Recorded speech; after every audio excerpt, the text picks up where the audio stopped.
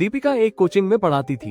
वहाँ 4 बड़े लड़के मर्द उम्र के स्टूडेंट थे जो उसे अक्सर अजीब नजरों से देखते थे। उस दिन क्लास के बाद वे चारों उसके पास आए और मुस्कुराते हुए उसे चॉकलेट थमा दी।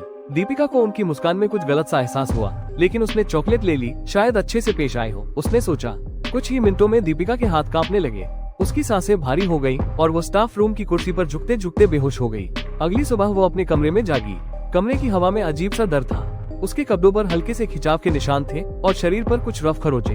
दीपिका के दिमाग में पिछले रात का एक भी पल नहीं था, बस एक बेचैनी, एक डर और एक सवाल, आखिर हुआ क्या था। कुछ दिनों में उसकी तबीयत गिरने लगी। टेस्ट कराया और रिपोर्ट देखकर उसका गला सूख गया।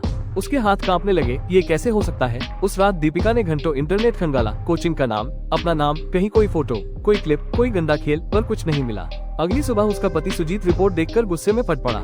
समझने के बजाय उसने सारी गलती दीपिका पर डाल दी। तुम ही वजह हो, तुमने ही कुछ किया होगा। उसकी बातें सुनकर दीपिका अंदर से टूट गई, लेकिन उसके अंदर एक और चीज उठ खड़ी हुई, गुस्सा। उसे एहसास हुआ अब उसकी लड़ाई में उसका साथ कोई नहीं देगा, ना घर ना समाज, अब बस दीपिका और उसकी सच्चाई। 3 दिन बाद दीपिका ने चुपचाप एक प्लान बनाया।